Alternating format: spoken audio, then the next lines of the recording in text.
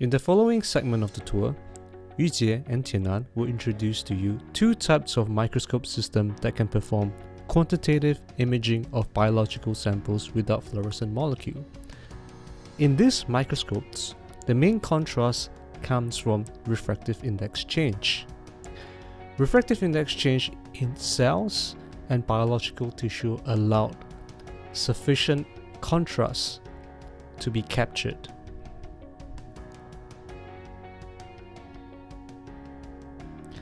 What is refractive index? Refractive index is the way that light bends across a sample. Over here you can see a table of materials that is organic and inorganic. Within these materials, you can see that light scatters through these tissues, and the slight scattering or bending through this tissue is caused by index difference. Using this index difference, it is possible to be used as an indicator of different biological components. How is refractive index useful as a biomarker?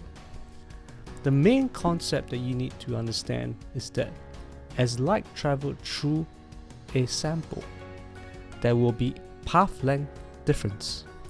And this path length difference is the physical distance that light takes to travel across a thick sample.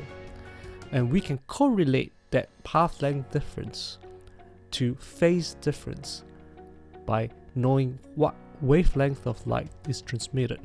Using that, we can then measure the optical thickness of the sample. The first microscope that you will see is called a Coherent optical scattering and interferometry microscope. This is the microscope developed by Yujie. The main purpose of this microscope is to enable us to image thrombus formation.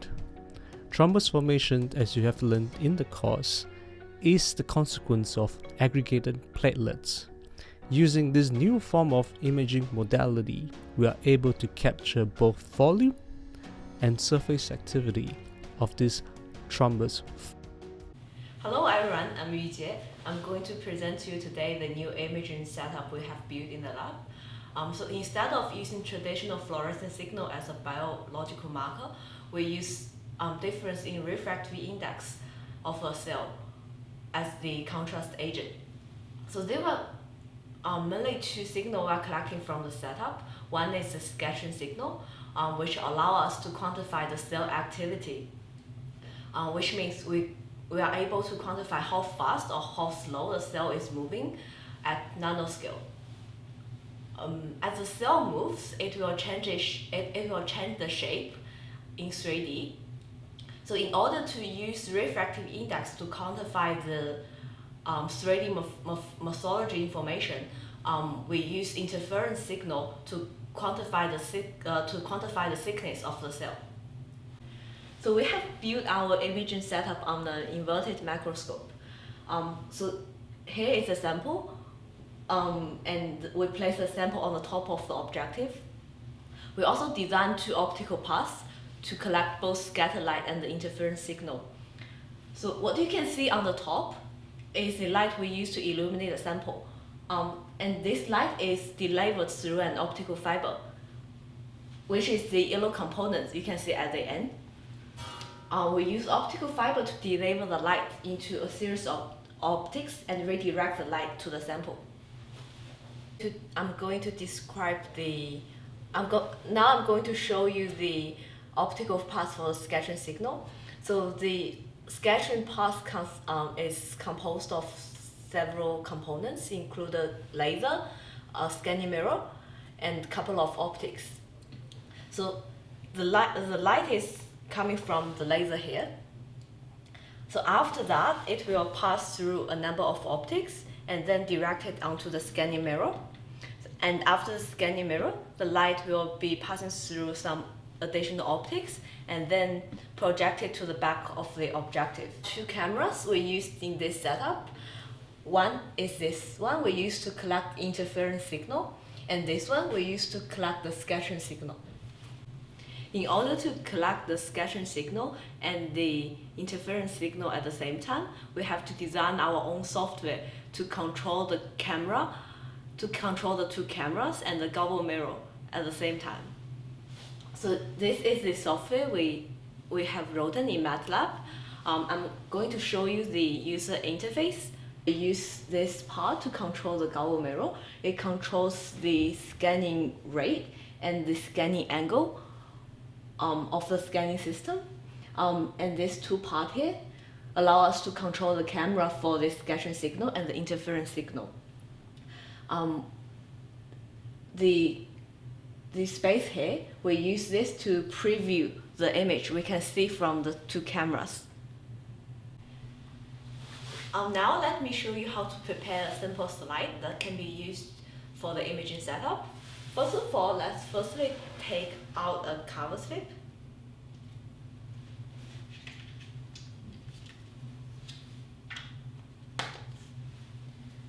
So this is a really thin cover slip that can be used on our microscope. Actually, this is one of the thinnest you can find. The thickness of this is around 170 micron. After we take out the cover slip, we put it on the table. So on the table, we have covered the table with a thin film, which prevent the liquid to drop into the optical table.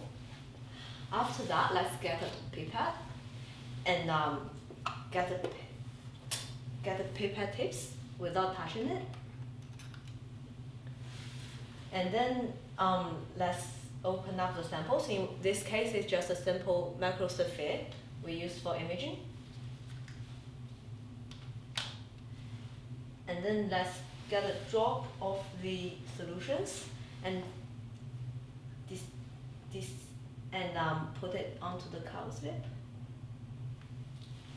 And then we throw the pipette tips.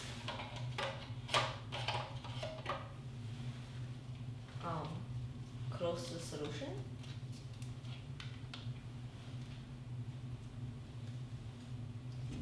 And then we can directly put the cover slip onto the microscope for imaging. So here we have 4 panels. On top of it is preview. This allows us to preview the imaging from the two cameras directly. What you see here is the experiment we did before, which is platelets aggregates to a thrombus.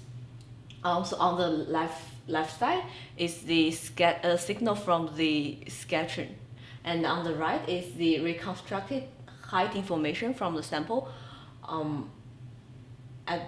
Simultaneously, this design UI also allow us to collect specific screenshot at specific time, and it's showing at these 2 panels here.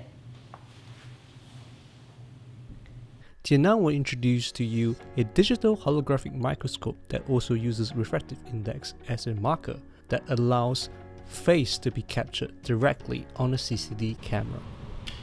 This is a holographic imaging system developed by our team to conduct long-term cell imaging. It is designed to be robust and compact, that it can be transported and installed in any wet labs of biochemical or biochemistry facilities. A key distinct feature of this system is to conduct high-speed volumetric reconstruction of cells.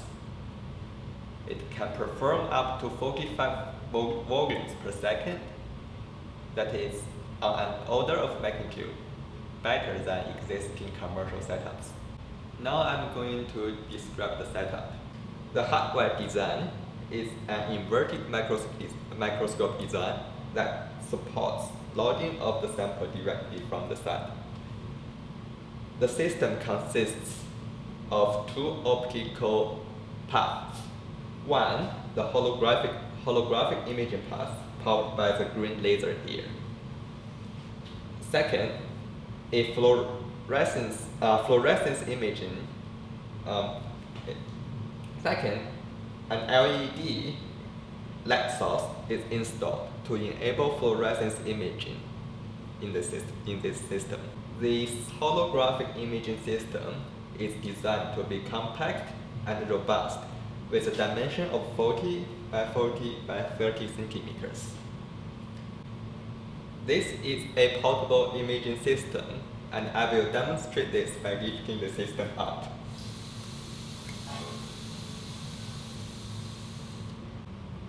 Apart from the hardware design of the holographic imaging system, we also developed a user interface to control the system. This software is developed in MATLAB using the graphical user interface tool to allow both imaging and processing of the images. This is the user interface we developed for the holographic imaging system. On the left are the settings for imaging. Both the bright field image and the volume reconstruction are shown in the live preview.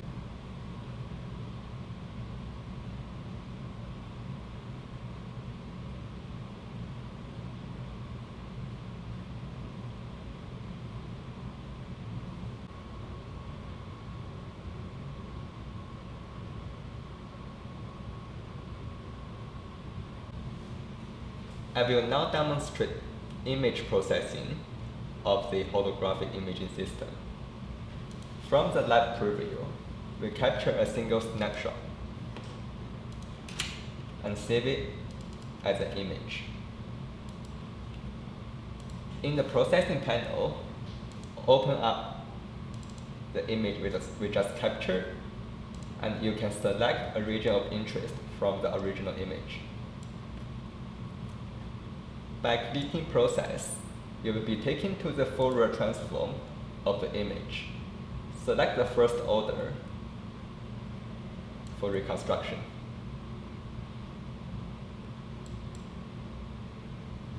The result panel shows not only the original bright field image, but also the 3D volumetric illustration of the field of view.